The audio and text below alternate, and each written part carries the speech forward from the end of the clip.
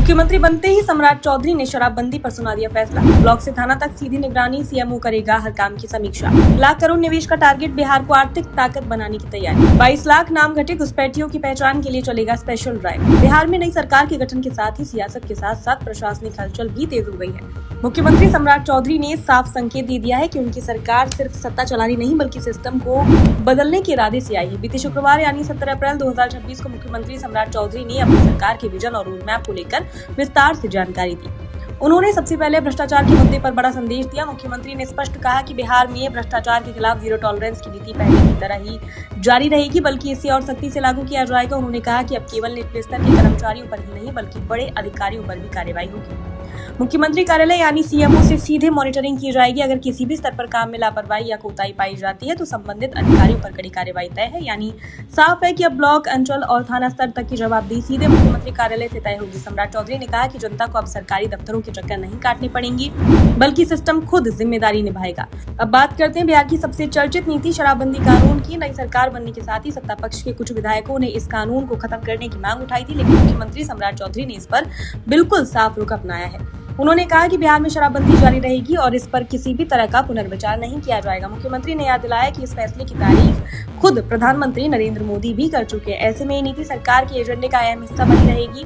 अब बात करते हैं राजनीतिक समीकरणों की। नई सरकार में नीतीश कुमार के बेटे निशांत कुमार के शामिल न होने पर भी मुख्यमंत्री ने प्रतिक्रिया दी। उन्होंने कहा कि ये पूरी तरह से नीतीश कुमार और उनके बेटे का व्यक्तिगत फैसला है।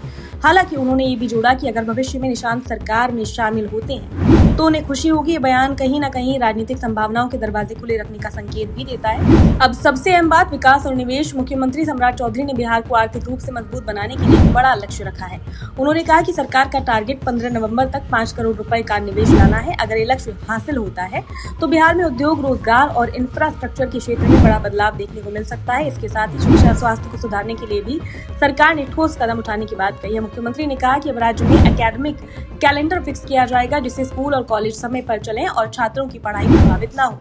दूसरी ओर मुख्यमंत्री ने विपक्ष को लेकर भी बड़ा दावा किया। उन्होंने संकेत दिया कि आने वाले दिनों में विपक्ष में बड़ी टूट हो सकती है और कई विधायक पाला बदल सकते हैं। ये बयान बिहार की राजनीति में आने वाले समय में बड़े बदलाव का संकेत है। हालांकि इस दौरान सम्राट चौधरी ने पूर्व मुख्यमंत्री नीतीश कुमार के कामकाज की तारीफ भी की। उन्होंने कहा कि पिछले 20 वर्षों में नीतीश कुमार ने जो विकास की लकीर खींची है उसकी बराबरी करना आसान नहीं है, लेकिन उनकी सरकार उस लकीर को पार करते हुए एक नई मिसाल पेश करने की कोशिश करेगी। वहीं राज्य में वित्तीय संकट को लेकर चल रही चर्चाओं को भी मुख्यमंत्री ने खारिज कर दिया है।